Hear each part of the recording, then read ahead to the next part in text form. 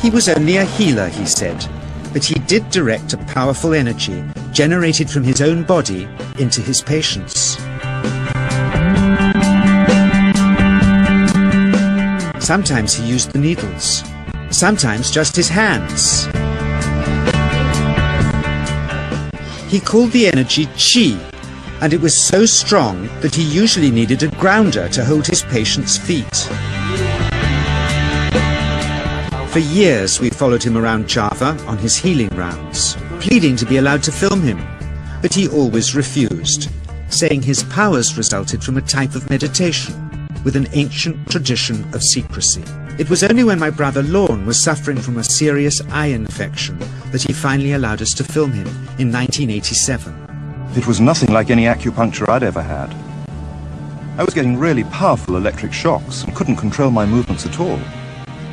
Yin yang, positive and negative, you know. And my positive from here and my negative from here. And we meet together, this can get like electricity. And is this because you're special? You have a special sort of it's meditation every day. It's meditation that does it? Meditation every day. Like you can touch me, like this. It's nothing, okay? It's my burn. Just like this. For our sound recordist, it was also a shocker.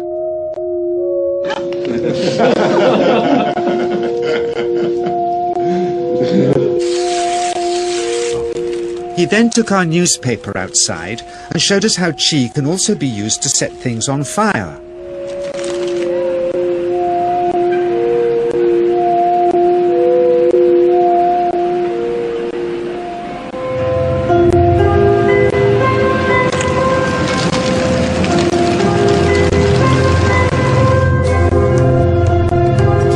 When he heard we'd shown this footage in public, he was very upset and refused all our future efforts to contact him again. As the years passed, we sadly resigned ourselves to never seeing him again.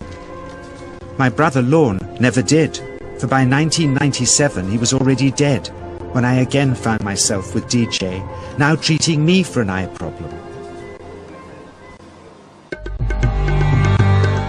But it wasn't this that brought me back. He had tracked me down out of the blue and invited me to tell me a story. He had just returned from 2 years on a deep meditational journey, alone in the heart of Borneo. Amongst his revelations, he had seen, he said, how history was moving on into great change, and the old wisdom was vanishing.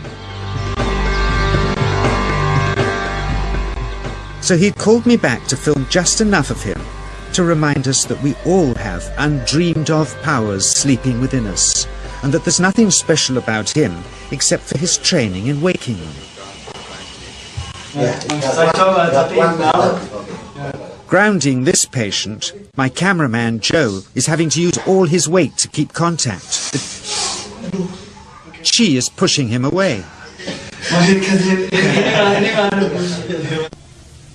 He seems able to control the amplitude of this chi, like a dimmer switch, and it causes uncontrollable responses in the patients and their grounders. I can barely keep my hand on you. It wants to fly off. The electricity is so strong. This mother unwittingly grounds her child. He won't sit still, so she's asked to hold him and grin and bear it. Sometimes, signs of this passing energy can be seen in the transmitter too. This chi stuff is only the surface, he says, of the real adventure beneath, in the meditational technique.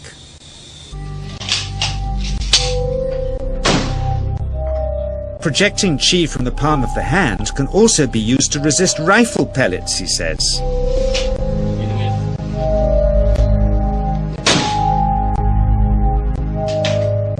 First, you learn to distinguish between yin and yang chi in your body.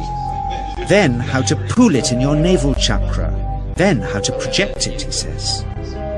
And it's the proportionate mixture between yin and yang which accounts for different effects, like pulling or pushing objects or igniting them.